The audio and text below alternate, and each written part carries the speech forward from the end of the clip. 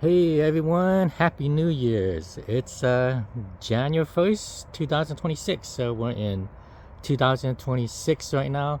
We're in the middle of a new storm. We just had one last week which was pretty heavy. And actually it was raining pretty heavy until about 9 o'clock this morning. It's around 10 right now. You can see the sky. It's kind of, the sun's probably going to peek out for a little bit, but we're supposed to get scattered rain the rest of today, and then I think tomorrow is going to be another kind of whole day of rain, and it's going to last for it seems to be going to last for another 3-4 days.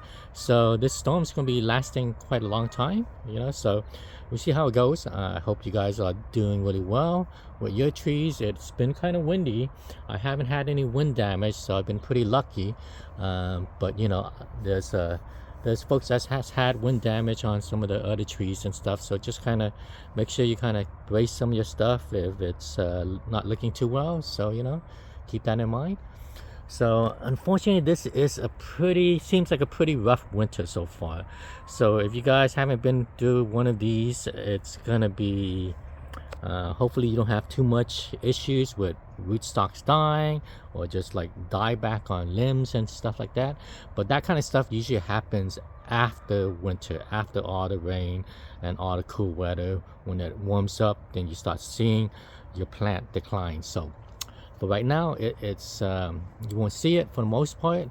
So kind of, I would say, just kind of maintain like a copper spraying regimen. Try to make sure no fungal pressures kind of get into the stems and the trunk of the tree. Just spray with copper when you get a chance after the rain.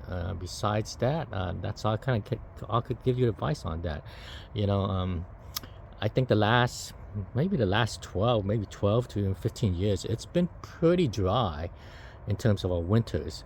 But prior to then, when I started growing a lot of my tropical trees, we had really wet winters like this. They would last like, you had a week where it would just rain, a week or even 2 weeks where it just rained constantly, and then there would just a break. There'd be no rain for maybe a month or so, and then another week or two of that was like heavy rain.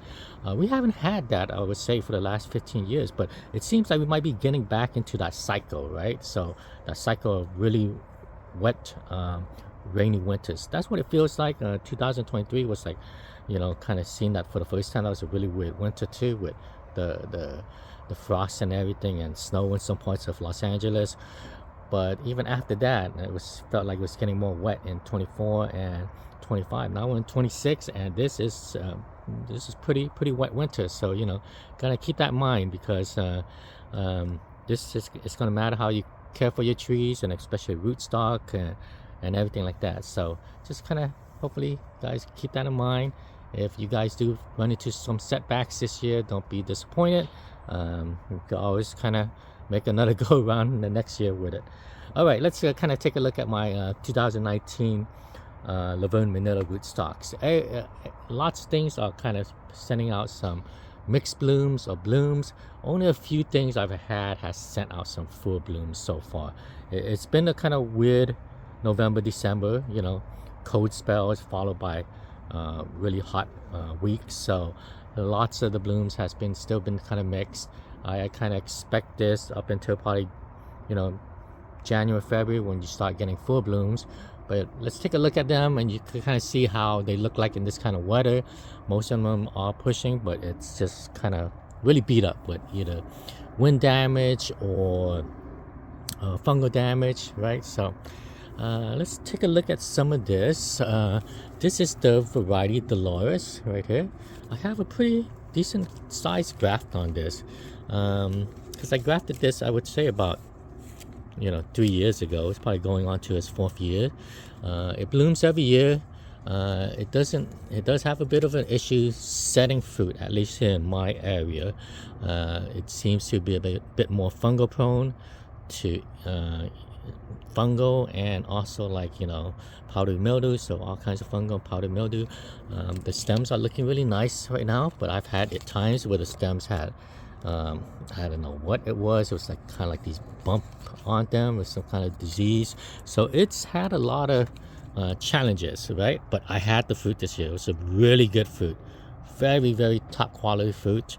I liked it very much, enough for me to continue to kind of grow it, and maybe even get a graft on like an older mature tree and see if that kind of helps with the help with selling fruits or so forth, you know. So let's see. So everything looks good on here. This right here, this looks like dieback already. You could see that right there is shriveling up. A little bit of dieback on this right here, and that's what you kind of might run into this year with all these wet winter, and it's just like fungal getting into the stems, and it just kind of dies back. Hopefully this one doesn't go too far back, but you know, this little branch right here is done for. Let's see, let's take a look at some other stuff. What's kind of growing on here or pushing. Here's a little gem. This one's still dormant. Oh, actually not dormant. Something's pushing right there. This little gem. This little gem right here. Okay, so this little gem is beginning to push. Looks like a mixed bloom, right? I doubt this will be a pure vegetation, but we'll see what happens. Okay, here's the Super Julie graft. I kind of cut this back quite a bit. I didn't like the growth on it, so it's growing along. We'll see how it recovers from the hard trim I gave it. This is Sunrise right here. Sunrise, again, these were kind of all grafted at the same time. Sunrise has been kind of like an okay grower for me, not great or anything like that, but it has not produced any kind of little nubbins or fruitlets or anything like that on it. So it's not one I would recommend for California. It doesn't seem like the vigor is there, at least in all weather or climate. It's disease prone. It seems like a lot of the Bombay lineage or something around that line, some of those Indian lineage, they seem to struggle a little bit with fungal issues here at least in my area. So this is Sunrise. Here, this is the largest graft, and you can see how well it's taken off. This is Sweet Tart, and let me show you guys something interesting with it. Again, these were all grafted at the same time. And along with that, I tried to graft them all at the same height, so there's no like apical dominance, right? Like usually a graft that's high on top tends to kind of outperform the other grafts if it's high on top of the tree. So I did graft these all like around the same height, but you could see already the difference in stem size. So this right here, Dolores, little gem right here, Sunrise right here, and then look at that Sweet Tart right here, and it's, you know, I would say it's about close to double the size on most of these guys, and it was grafted all at the same time. This was and this one was the Super Julie, right? So you can see how Sweet Tart is a much more vigorous grower than the other varieties, and it is beginning to really take off, right? It's really getting pretty high. Let's take a look at it in detail, see if anything's swelling, any flowers or anything like that. So some of these are beginning to push, but just by looking at the push, I could tell it's going to be a mixed bloom. I mean, it almost looks like it's pure vegetation, right? But it's going to be mixed bloom on this. You could see some of this popping up already, right? But you look closely, you see these tiny flower buds below it. And that, I mean, I attribute that to a really weird November, December. See that already? I mean, at this time it should be pushing more flower buds than vegetation, but I'm getting mixed blooms on this. Okay, let's see what's else. Here's my Calamid. You can see the blooms on this. This came out earlier than the rest. Here was an M4 graft I made, but the bloom came out pretty early, got destroyed. And here's a peach cobbler. You can see it's mixed bloom. So lots of mixed bloom still. Okay, on to the next tree. This one has always been my most vigorous biggest tree out of this 8 trees from that 2019 planting. You can see the trunk right there. Trunk is easily the largest out of all of them. Those are just eggshells. I just kind of had some extra eggshells from the chickens. I'll just crush them, put it there. I don't expect that to really do anything or decompose anything for like several years. But here's the trunk, right? So not bad, right, for a California tree in, I would say, you know, going on to year 7 in the ground. All right, let's take a look at everything else here. Well, this is guava, but this is right here is maha, or at least my maha. This maha of mine is I've been just calling it a fake maha because it looks like the maha. Growth pattern seems to be like a maha and everything. It looks exactly like maha, tastes like exactly like maha. The only thing it's missing is like this produces a maha that doesn't really have any strong aroma. So, you know, from my understanding, the true maha is like it has a strong, you know, classic kind of Florida aroma that kind of fills up a room. So, but along with that, I have grafted a few different mahas, right? So here's one right here. This one I got from my buddy Tin. This one's flowering, kind of, right? It looks the same, looks almost the same. I'm not too familiar with his, but his seems to have a off-seasonal bloom that happens in November. Mine's never done that. Here's one from my buddy Brian. This one also came from my buddy Brian, but he grows 2 types. This one has a strong aroma, and this one is pretty late in pushing anything right now so far. Okay, there's some more of my maha right there. All right, let's take a look at everything else. Here's a raw honey, winter raw honey. It's pushing, it's swollen, so see what it does. It hasn't been the most vigorous grow on this tree of mine compared to the other stuff I grafted at the same time. So this is raw honey, winter. Right here is Sindri. The Sindri right here. This one's very, very vigorous grower. Right, has not bloomed for me. We'll see what it does this year. We'll see if it blooms this year, right? And then along with that, these are new grafts that I did last year, but behind it right here, let's see it right here. This is Safida Lucknow, all the way back there. That one also has not bloomed for me, so very unusual. Going on to like year 3 or so already, and it hasn't bloomed. So we'll see what it does this year. I think it got some sparse bloom on the Sindri, but nothing on the Safida Lucknow. And these 2 new grafts right here, it's a slow-growing variety. It's a variety from Cambodia called Kyeojun. So we'll see what it does. It's been very slow-growing. Okay, here's a pineapple pleasure. Leaves look really good. It looks really clean. A little bit swollen right there, but again, looks like more mixed bloom. Lots and lots of mixed bloom this year. Let's see. Let's kind of go around. Let's see what else I got here. This is a Brahm Chimera. It's swollen. There's some blooms right here. I don't think it's gonna make it in terms of end up sending fruit or anything like that. Right, Brahm Chimera. Hasn't been that great a grow. I had this for quite a long time. Here's a Valkyrie. Valkyrie has been a slow grow for me. I know it's a cross between Valencia Pride, which is vigorous, and a Kerry, but at least what I've been growing, it's been just slow. So this is Valkyrie. Let's kind of keep on going. Here's Golden Queen. Okay, some bud swells happening.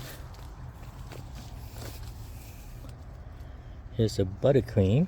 Let's see. This graph looks like it's struggling a bit. Right. Here's a graft of a Verne Manila selection that I've been calling Alec. Produces like 6 to 8 inch long fruits. Here's a graft of a variety used mostly as rootstock in Taiwan called TU. It's done pretty well. I mean, growing pretty well, but I'll probably end up grafting over this. I've had the fruits.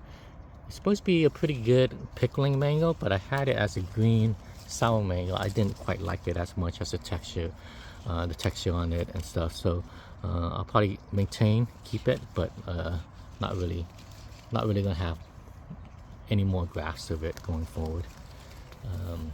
Here's ambrosia right here. Ambrosia. Put up some stem. Ambrosia's pretty vigorous grower. I like this variety. I had this variety for 3 years now, going on to 4. But this year I had really good fruits on it, so I think I figured out the time on picking these, and it is productive. So I'll probably be propagating ambrosia a little bit more this year. So ambrosia. Here's an M4 right here. M4. Let's see. Here's diamond. Here's the Brazil variety called diamond right here. No, let me take that back. This one is actually Brazil variety Juliet right here.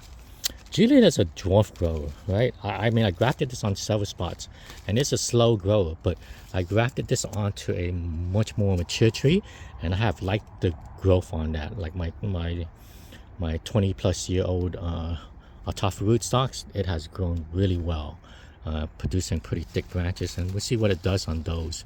But at least on these younger trees, it's been very, very kind of slow growing. Okay, here is the variety diamond. It's a variety diamond right here. Right here. I don't expect any of these blooms to really make it. You can see right there. But here's like one long bloom of it right there. So diamond right there. Okay, let's kind of keep on going on to this side. Let's see. Right here, sweet tart. Again, it shows up as one of the more vigorous grafts on any of my trees when I graft it on. So this one's sweet tart. Let's see. Let me try to get in here. I think I have a. Yeah, unfortunately, I have a bomb chimera grafted here, along with the bloom right there. I think that might be a non-duckline for bloom. But unfortunately, it's gotten quite dense in there. Can't really get in there as much as it used to. So, but I'll be clearing some of this out in the meantime. And there's some fruits. You could see some fruits over there. Those are actually, let me try to get a better picture. Those are actually Nam Duck Mine Win. First time I had fruits on it. So it came from a late bloom, a late summer bloom. So see how it goes. I think there's like an N12 somewhere on here. I think this one might be the N12, the Zill N12. And Brom Chimera right there. Here's a cat halak that I grafted. This was a Super Julie that I had grafted a long time ago, but it eventually died now. So here's a Malika that's on here. Hasn't done that well. There's a Jahanga on here. Also hasn't done that well. I would say the sweet tart has done really well. And the other one right here, just look at this graft. This graft is huge. This is a Giselle, right? And it's gotten really large. Unfortunately, its flower seems to be a bit fungal prone, so I haven't got much of anything from it, unfortunately. Here's an orange sherbet graft. Lots of it. There's some stuff I've been questioning if I have the real stuff. Like this orange sherbet could end up being an orange sherbet from someone's ceiling, which could have been the clone or the zygotic one. So the hybrid one. We'll see. This is orange sherbet. That's done real well. Here's another. I would just call it like a fake maha for now. Fake maha. Very productive for me though. So A lot of the mahas, they seem to have the same kind of growth pattern and disease resistance. This one is guava. Guava. It's interesting. It's getting more of these fungal disease. I'm not really too sure, but it doesn't seem to be the guava that I'm familiar with from my buddy Johnny. But his is different, and also doesn't seem to be the same guava that I got from Florida that I tasted, which had these very piney kind of notes to it after kind of testing out these leaves. So we'll see. I'm not really too sure. This could be another example of some seedling guavas that could have not be exactly the same, you know. So all right, let's keep on going.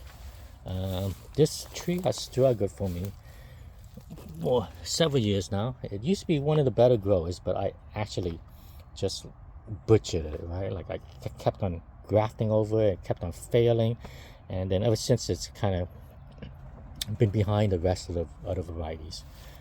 So right now I'm just kind of leaving it alone, letting it recover, right? But it's finally recovering after all these years.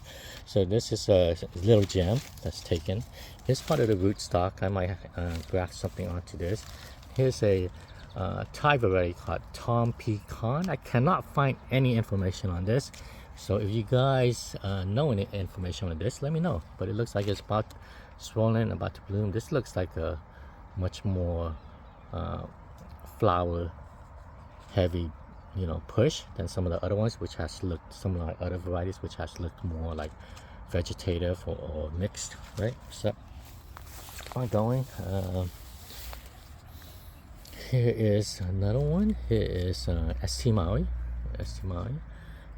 St. Maui is a bit of a late bloomer, so I don't expect to see any blooms from this for the next month or so. Maybe into February I might get some blooms on this. But it's a nice vigorous grow.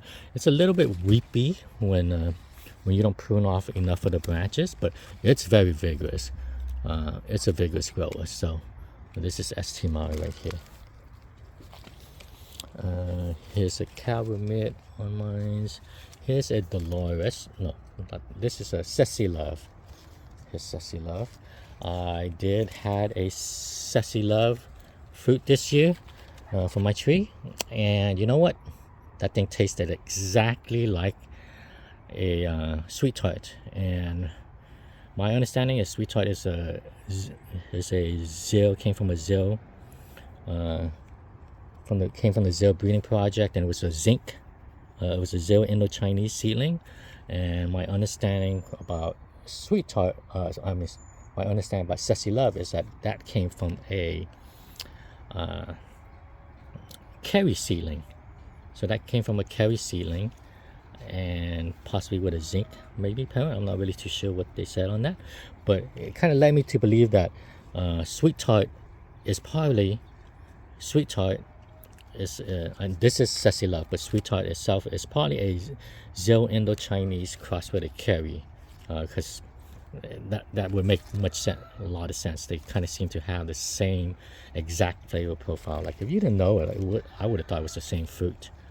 So this one, I'm not really too sure what to do with it yet. It's not vigorous growing. I wouldn't recommend Ceci Love for California.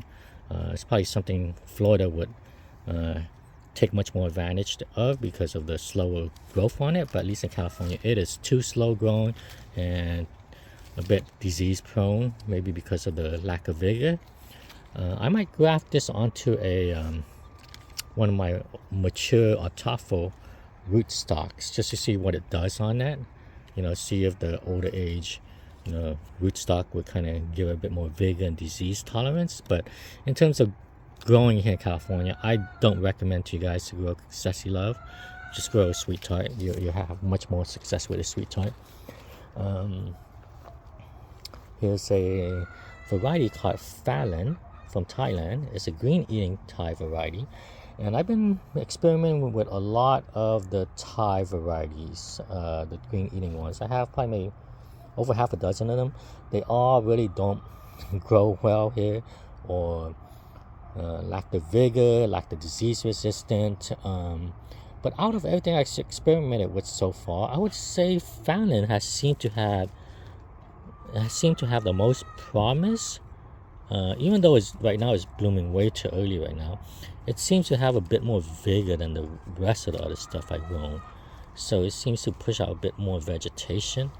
So we'll see. I still need some more time to experiment with this, but eventually I hope to find something that I could add. I get lots of questions on the green Thai eating variety, and I could never give you guys a recommendation on it. None of those have ever really performed well for me. I'll continue to kind of experiment with them, but none have really performed well for me to even recommend. And none of the Thai sweet eating green varieties work out. I mean, that's just unfortunate, but that's how it's been. So let's see, here's a lemon zest right here that I grafted, and check this one out. This is a lemon zest seedling. One of my most favorite seedlings so far, because it has it's a lemon zest seedling, but it has the strongest Indian Alfonso spice that I have smelled out of anything. So we'll see what it does. I'm hoping it produces a good fruit, but it might produce something also pretty gross, so you never know.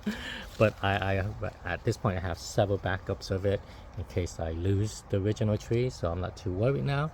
But we'll see. It'll be the most interesting thing. Might end up being one of the most interesting that comes out of my yard. All right, let's keep on going. Check this out. Let's see. Let me try to remember what I got on this side. So this is the Kiramir. This one with the nice bloom. That's actually a lemon zest. So lemon zest right here, nice bloom.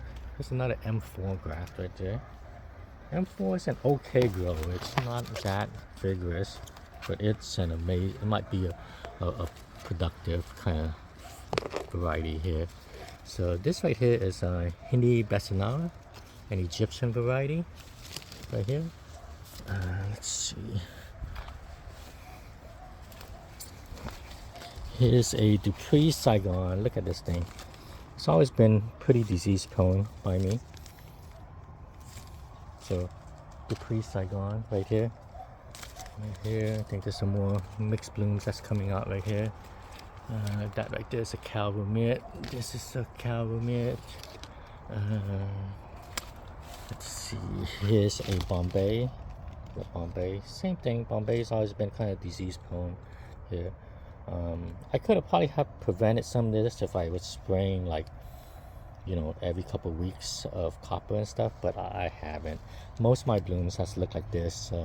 There's some folks that has really nice bloom. My friend Fee down in San Diego, some of his trees has this really nice clean blooms. I think he showed me some pictures of his PPK lemon rain, and it had really nice clean blooms. But I know he's been spraying at a much more consistent, consistently after every rain than I have. So this is just Bombay. It's not really doing well. I mean, a lot of the Bombay lineage, or that Piri lineage, seems to be really disease prone here, and also lack the vigor that it's known for, like in Florida. So okay, check that out right there. That's a craziest mixed bloom right there.